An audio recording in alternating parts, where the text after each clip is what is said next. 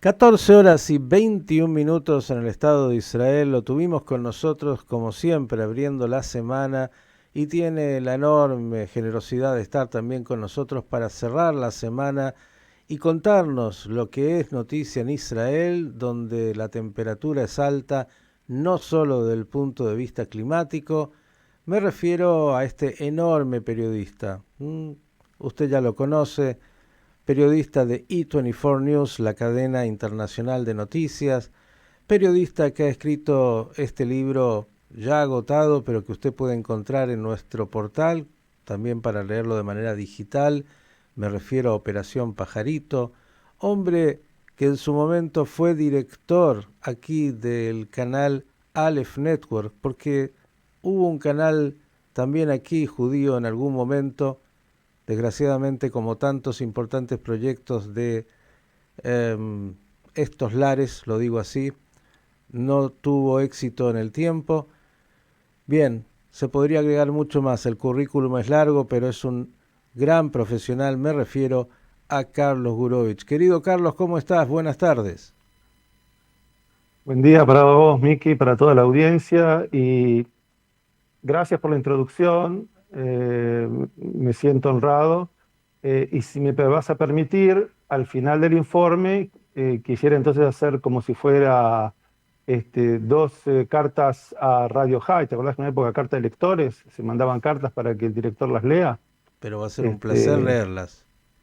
una que tiene que ver con lo que acabas de mencionar, porque ya que trajiste a cuenta la existencia del canal Aleph Network, haría una referencia y luego a algo que han posteado en el mismo Radio High, darle una respuesta a uno de vuestros oyentes o lectores que tiene que ver con el acto del 18 de julio. Pero si te parece, arrancamos con lo caldo que está acá el tema. Sí, En sí, no. Israel, como dijiste, no solo en la temperatura, que hoy viene fresquita, en donde yo vivo es solamente 34 grados.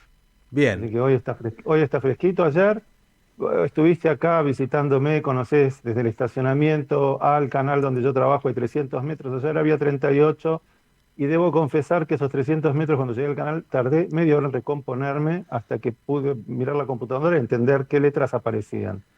Y bajo este calor intenso que afecta a todo el hemisferio norte y en Israel no es desconocido, pero este año parece ser que un poco más intenso, la energía que tienen los que se manifiestan constantemente en contra de la aprobación de la próxima ley de razonabilidad, se le dice en castellano, o Ujú. sea, algo que parece razonable, tampoco se termina, sigue levantando temperatura.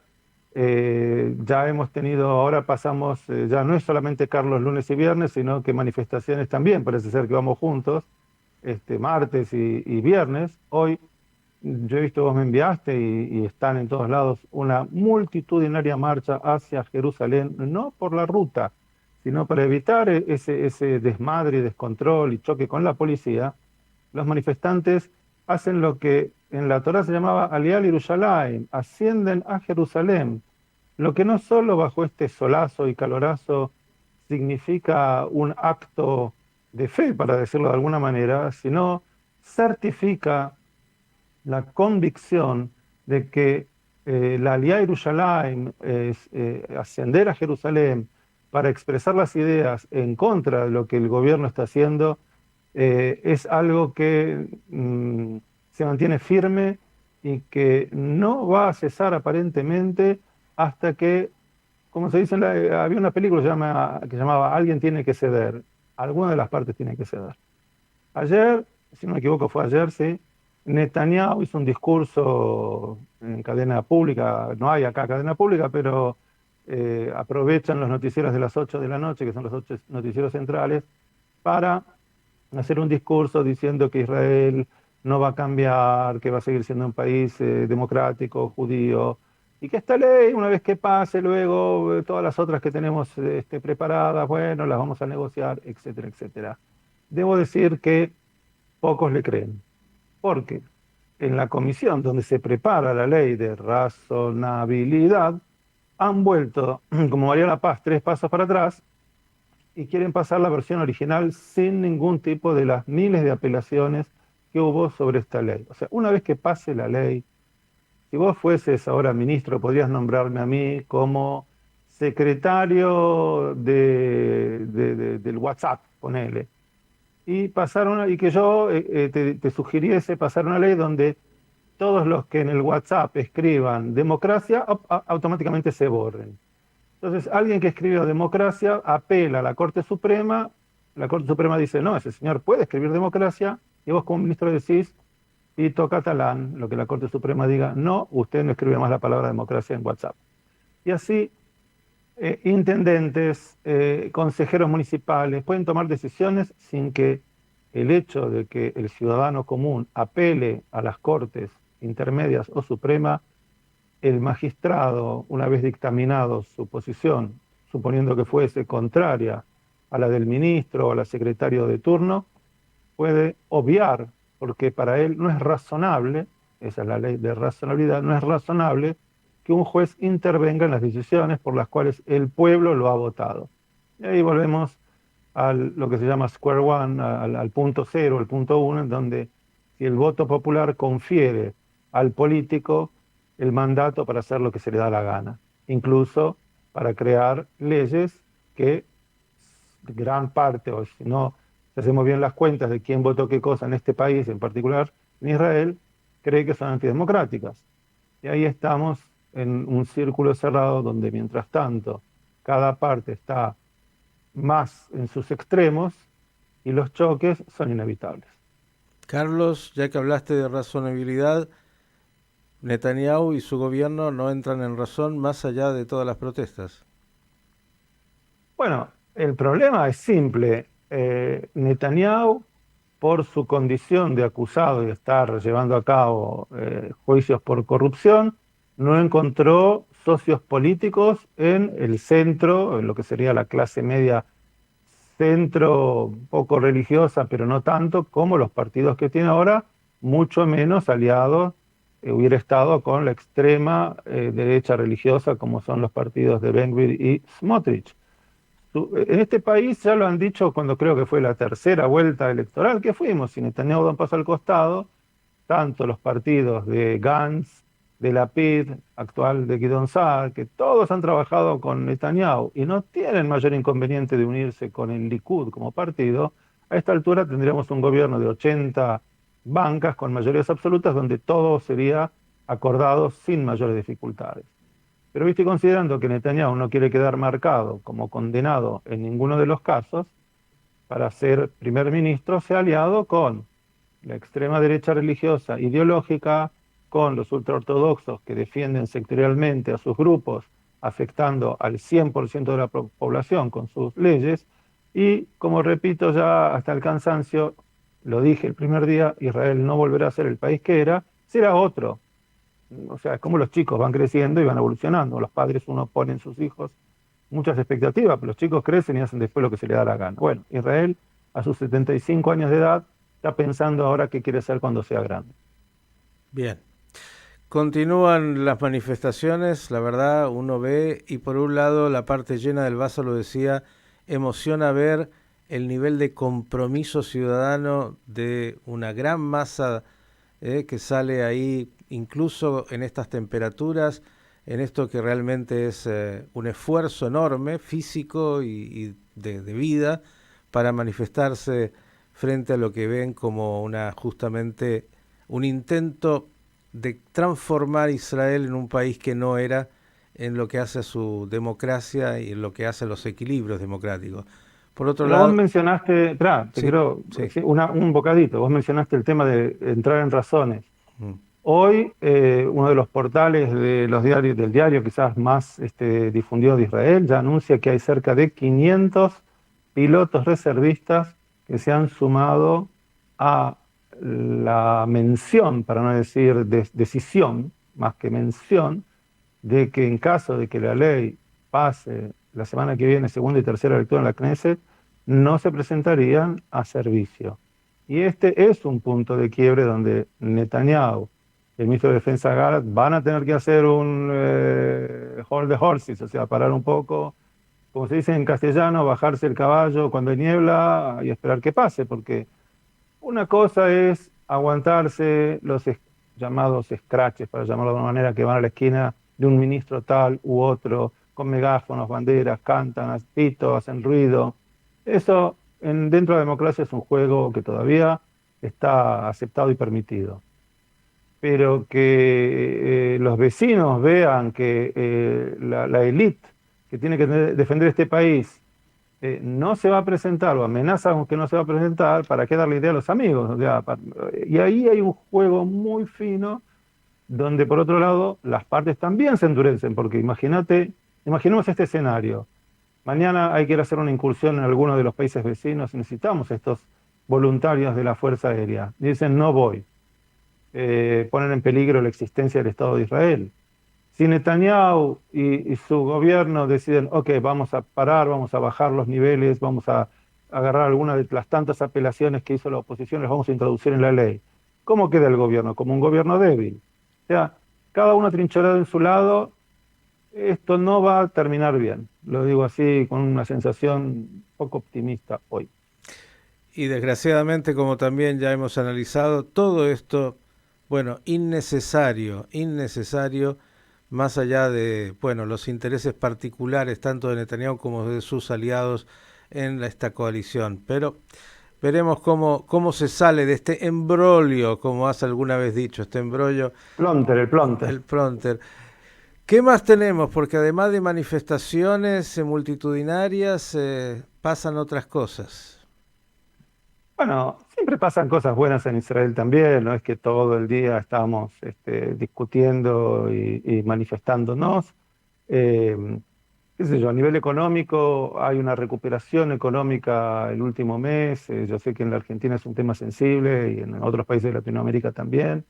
Eh, no hubo aumento de las tasas de interés, la relación shekel-dólar, el dólar bajó. No sé si es algo que en Argentina habrán escuchado alguna vez, que el dólar baja o el peso, el shekel se fortalece frente al dólar. Y debo decir, siempre refiriéndome a mi estadística, que mis famosas galletitas que durante 10 años pagué, el supermercado donde yo las compraba las retiró de la góndola porque aumentaron el precio, que es también una parte de la lucha ciudadana apoyada por esos grandes conglomerados que te dicen que son interesantes, que lo único que quieren es ganar plata. Los sacaron del aire. Tengo de visita a alguien conocido que es vegetariano. Hoy fui al supermercado, como todos los viernes, la góndola de todos los productos prehechos vegetarianos cerrada, porque han aumentado los precios. Nosotros, como supermercado, no contribuimos a que usted gaste más plata, busque alternativas. Eso también es una muestra de lucha ciudadana para con mi bolsillo y para decirle a las grandes corporaciones, miren, yo entiendo que ustedes les aumentaron los insumos, pero vienen juntando suficiente como para bancarse un poquito más. Estamos en una etapa muy delicada en el Estado General de Israel, para qué sumar otro granito de arena o otro, como se dice acá, Otke Isam me dirá, otro leño a la fogata, ¿no es cierto? Y yo creo que eso también es algo bueno que muestra una ciudadanía responsable, poder tener confianza con el supermercado donde yo siempre compro, porque demuestra que atiende mis intereses. Las grandes corporaciones esperarán hasta que bajen los precios y yo voy a comprar mis galletitas queridas. Muy, Debo decir que hay alternativas, más baratas. muy importante lo que estás diciendo y muestra, como dices, esto también, ¿no? No se puede hacer cualquier cosa, los ciudadanos están atentos y también las empresas de alguna manera tienen que escuchar el llamado de los ciudadanos. Vi por ahí cosas increíbles de tecnología, como siempre, desde la prueba de un autobús autónomo que ahora ya no requerirá de un conductor, que se está probando, y eso dentro del parque automotor israelí, donde los avances son, a pesar del tránsito que conoces bien, enormes, ¿no? Y Sí. cómo va el tren liviano de Tel Aviv? Que es la pregunta de muchos. Bueno, yo debo decir, no sé si lo conté la vez anterior, yo llego a un cruce donde para ingresar al barrio, o la zona donde está el canal I-24 News, pasa el tren. Entonces, lo veo ir y venir por ahora vacío. El último anuncio de la ministra de Transporte, Miri Regué, fue que para fin de julio. O sea que andamos por ahí. O sea, yo los veo ir y venir, como que siguen practicando las señales, que la gente se acostumbre a verlos circulando para que no tengamos la desgracia de que alguno quede en el medio y se lo lleve puesto. Hay que entender que Tel Aviv, que es donde va a comenzar a circular, debe haber hoy más patinetas que, qué sé yo, que palomas dando vueltas, porque todos los jóvenes, y ese es quizás el elemento más riesgoso. Yo creo que no tanto que el tren se choque contra un coche, sino contra alguno de los chicos que haciendo un esquive sutil, se haga el piola y quiera pasar, bueno, no para qué tampoco andar describiendo, pero esa es la realidad. Entonces, los autobuses sin chofer me parece una grandiosa idea porque no hay con quién discutir, pero la pregunta es si la inteligencia del autobús va a comprender las pésimas condiciones en que manejamos en Israel cuando se hacen los embotellamientos, a menos que circule por lo que se llaman los carriles diferenciales donde vayan solos. Si van por ahí no hay problema, pero si se mezclan con el resto, sería como cruzar la Avenida Libertador de izquierda a derecha cuando te acordaste que tenés que doblar, es más o menos lo mismo. Ujú. Va a ser complicado. Teniendo en cuenta esto, se agrega al proyecto que creo que también alguna vez mencioné, y si no, lamento repetirlo, que en Haifa se está haciendo un experimento de rutas que cargan baterías, que esto por ahí, si no lo Ujú. mencioné yo, lo habrá mencionado algún otro, que ese es realmente un verdadero proyecto interesante porque sabemos que los coches eléctricos son muy limitados en su capacidad y que cargarlos implica tener que salir de la ciudad y ir a estaciones especiales. Si las rutas, al circular los coches, los vehículos, generan electricidad estática, y hay forma de meterla dentro de la batería, eso podría ser revolucionario y contribuir a mejorar el cambio climático y que bajen estas temperaturas infernales que tenemos. Ojalá.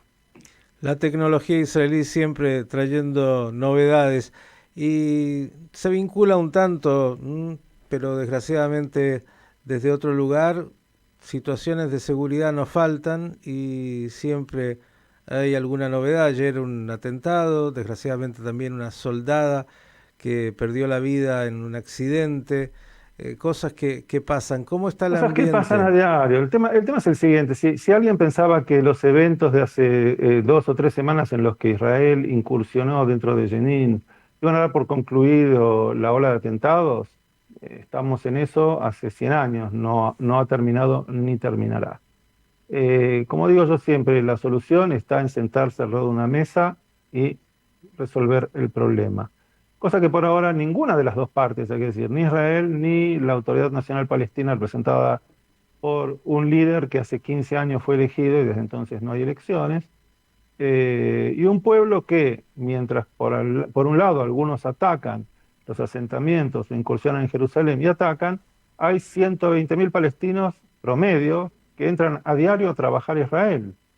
O sea, la mayoría de los palestinos que están adentro de Israel conviven con los israelíes sin ningún tipo de problema, trabajan, van, vienen. Es cierto que para los palestinos ingresar a Israel es tedioso, tienen que pasar una barrera, un control, que es como si fuera un control de aeropuerto, que todos sabemos que es cansador, y que tienen que levantarse muy temprano, pero la opción que cuando hay olas de atentados muy intensas es cerrarles la puerta, que no trabajen, que no tengan ingresos, y que ambas partes salen perdiendo, porque por ahí trabajan en la construcción o en la agricultura o dando servicios, del lado de Israel también se resienten. Pero ese es el objetivo de los que buscan causar el daño, joder sorry my English, malestar a ambas partes y generar una especie de caos en donde la revolución permanente sea el modelo por el cual Israel tenga que retirarse de los territorios que para unos son ocupados, para otros son liberados y para mí son en disputa.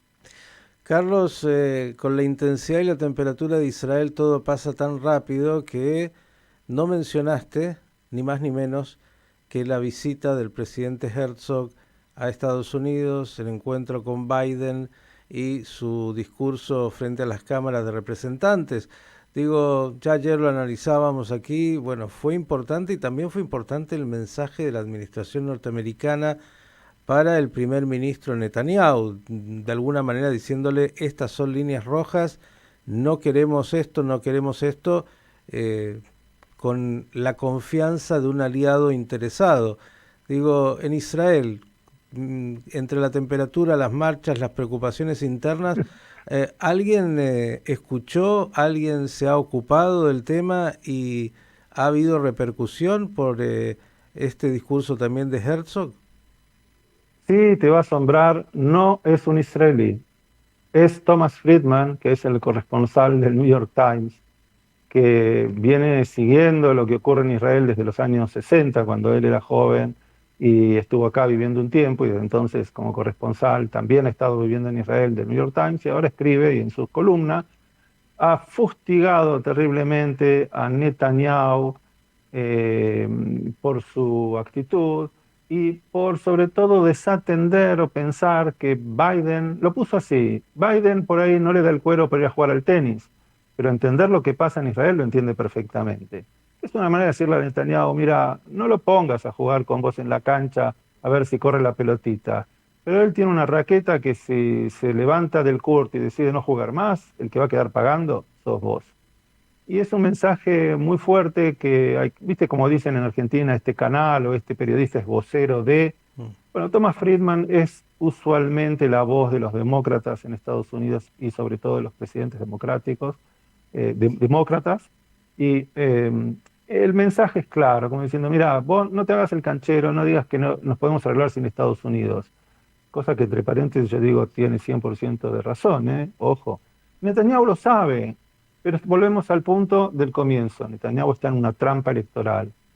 Si no está con los extremistas que le dan el voto para hacer gobierno, cae. Si cae, debería retirarse o iremos a una nueva vuelta de elecciones, no sé cómo llamarla, en ese caso la sexta intermedia, la quinta tres cuartos, no sé cuál sería. Y entonces veremos qué pasa después de toda esta energía de manifestaciones, si la actual composición del gobierno recibiría el mandato como para volver a conformarse de igual manera. Todo muy abierto. Por eso te dije antes que no sé cómo termina esto. La semana pasada terminé diciendo lo mismo. No sé cómo termina esto. Porque es como una serie de Netflix donde el final es abierto que todavía no lo han escrito. ¿Viste? Cuando vos ves la serie de Netflix ya la produjeron, la escribieron, la terminaron, la grabaron, hicieron el tráiler y ya todos saben, por lo menos lo que le hicieron, cómo termina. Esta serie, vamos por el episodio número 26, semana 26 manifestaciones, y no sabemos qué pasa en el próximo episodio. Queda abierto. Bien. Ahora, si Ahora te parece, ahora hago dos ahora envíe, referencias. envíe las cartas al Cartas director. al director. Diga. Cartas al director. Eh, con respecto al Aleph Network, voy a ser muy breve, porque usted dijo como cosas que pasan en estos lares.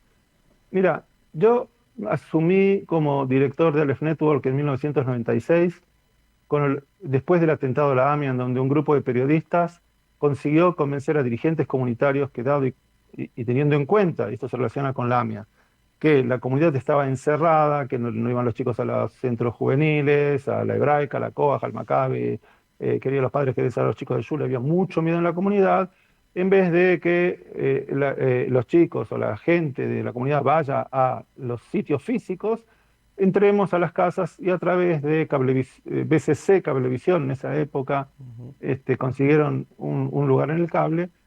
Y yo creo que nunca nadie comprendió la dimensión en esa época, hoy en donde todo el mundo con un teléfono es un periodista y hace televisión o cualquier otra cosa que se le ocurra, pero en ese momento los dirigentes y la misma comunidad que no apoyaba financieramente al proyecto, ni con un peso, ni con una simple publicidad para sostenerlo, el canal sobrevivió por lo menos los 2 años y medio que yo estuve, obteniendo logros, reconocimientos, todo lo que vos quieras. No es un logro mío, era un logro de todo un equipo que se puso las pilas para que eso salga adelante. Pero el día que los inversores dijeron, mirá, esto no va más porque nadie nos acompaña, y dijeron, hacé un canal de cable que sea una radio para hacer radiovisia, yo dije, pero para eso ya está Radio High, que lo hace mejor que yo. Y entonces yo me retiré y luego, medio año después, el canal dejó de funcionar. Entonces, para el tango hacen falta dos. Yo puse mi parte y cuando mi parte vio que la comunidad no acompaña financieramente, porque todos querían aparecer, ¿eh? No había ninguno que dijera que no cuando lo invitaba.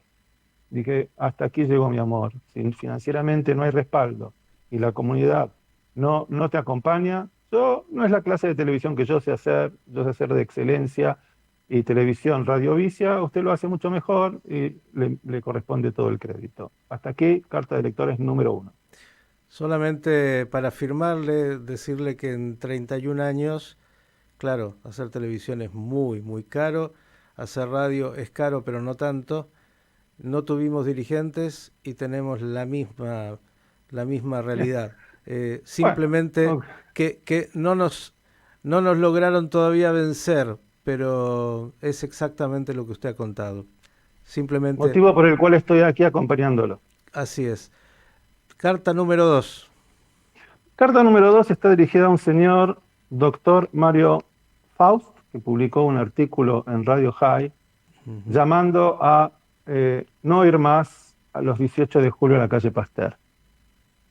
Cosa que tiene su sentido, porque el reclamo es vano, porque no pasa nada, hay que decirlo con sinceridad. Ese reclamo a las autoridades. Yo he participado de un acto acá en Israel donde hubo un representante de la Embajada Argentina en el cual dijeron todas las palabras correctas, que vamos a esto hasta el final de los días, todo el bla, bla, bla. Bueno, mi carta al director es la siguiente, y es muy simple. Mire, el 18 de julio es igual que las alertas rojas contra los iraníes, es simbólica, no cumplen ninguna función más que decirle al mundo, nosotros no olvidamos. Estamos aquí para recordarle a todos aquellos que hicieron que esto sea un acto de impunidad. Vamos a estar presentes recordando a las víctimas, apoyando a los familiares y, aunque no pase nada por el lado oficial, estamos acá diciendo presente. Porque con ese mismo criterio, y sabiendo que los iraníes nunca se van a presentar en la Argentina, esto hay que saberlo, con ese mismo criterio podríamos también cancelar los festejos de Yom Ha'atzmaut. Ya pasaron de Israel, ponele, o de la Argentina, ya llevan 200 y pico. ¿Quién se acuerda de la casita de Tucumán? Qué linda que era la casita de Tucumán. Los que firmaron la acta de independencia, acá Ben Gurión leyendo la declaración de la independencia de Israel. Ya la vimos, está en YouTube, no hay necesidad de tirar más fuegos artificiales en mayo o el 9 de julio. Lo mismo podríamos decir de el Yom HaShoah. ¿Qué necesidad hay de realizar un acto que todos los años, por lo menos en Israel, y supongo que en otros lugares del mundo también, se hace la lectura Lechol Ish Yeshem? Cada persona tiene un nombre. Y lo digo, voy a aprovechar que Shishi dice Bereshit 4, Génesis 4. Dios pregunta a Caín, ¿dónde está tu hermano? Y él le dice, no sé, qué sé yo, como diciendo, se hace medio el sota.